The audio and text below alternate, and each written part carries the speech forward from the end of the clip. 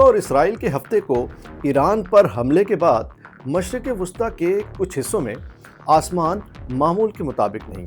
کچھ ممالک کی فضائی حدود مکمل طور پر بند ہیں اور کچھ جزوی طور پر محدود۔ سوال یہ ہے کہ کون سے ممالک ہیں جن کی فضائی حدود بند ہیں اور کیوں بند ہیں؟ اس وقت جن ممالک کی فضائی حدود مکمل طور پر بند یا شدید متاثر ہیں ان میں شامل ہیں ایران۔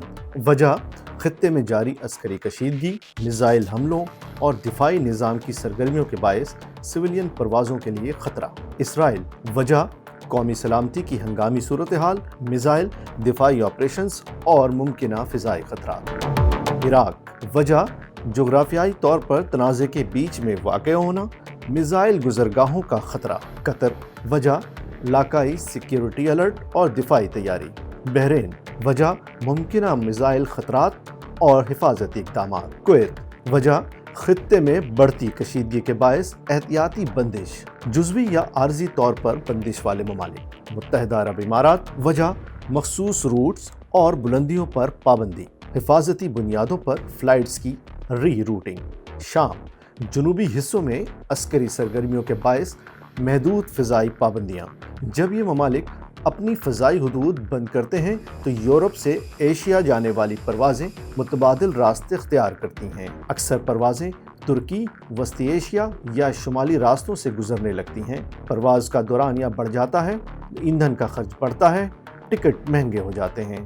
نوٹم جاری کیا جاتا ہے جو کہ ایک سرکاری اعلان کے مخصوص فضائی حدود میں پرواز غیر محفوظ ہیں۔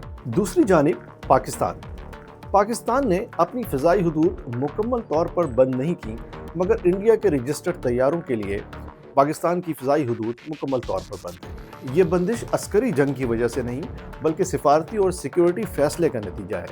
اس کا اثر کیا ہو رہا ہے؟ اس کا اثر یہ ہوتا ہے کہ انڈیا سے یورپ اور خلیجی ممالک جانے والی پروازوں کے لیے متبادل راستہ اختیار کرنا پڑتا ہے، جس کی وجہ سے ایندھن کا خرچ بہت بڑھ جاتا ہے۔ پرواز کا وقت بھی بڑھتا ہے، یعنی آسمان صرف جغرافیہ نہیں بلکہ سیاست کا محور بھی ہے۔ جب زمین پر کشیدگی بڑھتی ہے تو اس کا پہلا اثر آسمان پر نظر آتا ہے۔ ہر بند فضائی حدود ایک حفاظتی اقدام بھی ہے اور سیاسی پیغام بھی۔ جہاں جہاز ہمیں جوڑتے ہیں، لیکن جب تنازع بڑھتا ہے تو سب سے پہلے یہی راستے خاموش ہو جاتے ہیں۔ یہ ہے ساگا ڈیجیٹل، جہاں ہم صرف یہ نہیں بتاتے کہ کیا ہو رہا ہے بلکہ یہ بھی سمجھاتے ہیں کہ کیوں ہو رہا ہے۔